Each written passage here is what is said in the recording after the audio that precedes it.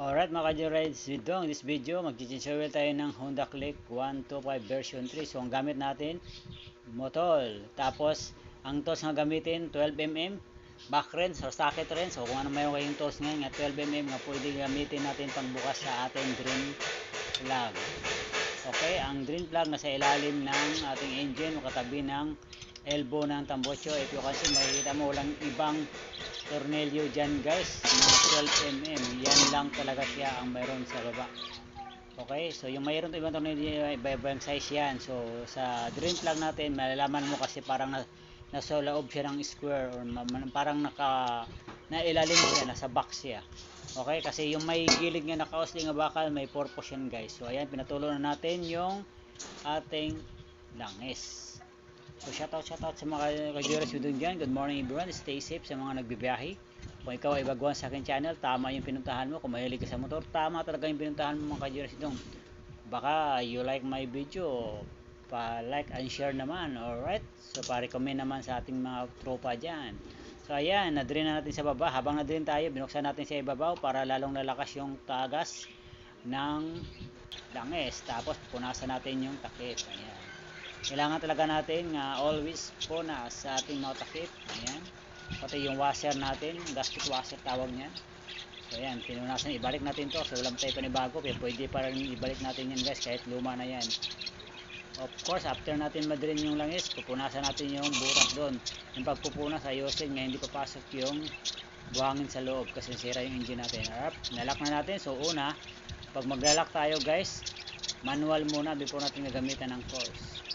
Para pag manual kasi guys, less of guys, yung less ng sira sa thread or lost thread. Okay, kailangan mo ng manual para make sure na flat talaga yung maganda pagkalagay. Tapos doon ka na gamit ng tools. Of course, magic lang itong mga video natin. Nandito na tayo sa itaas at ating babaklasin na natin tuluyan ang ating takip. Punasan natin yan guys. Tapos yung buhangin na tinuturo ko, punasan din natin yan pa-outer, hindi pa-inner, no? Kasi pag pa-inner, pupunas mo, papasok sa loob yung buhangin, papasok sa butas. So pag punas ka pa-outer, dahan-dahan, make sure na ang buhangin or may dumi yan, pag punas mo hindi mahulog sa butas. Of course, nililinis natin, tinakpan na natin. Of course, tinakpan natin yung sa baba, of course, di ba? So maglagay na tayo ng langis.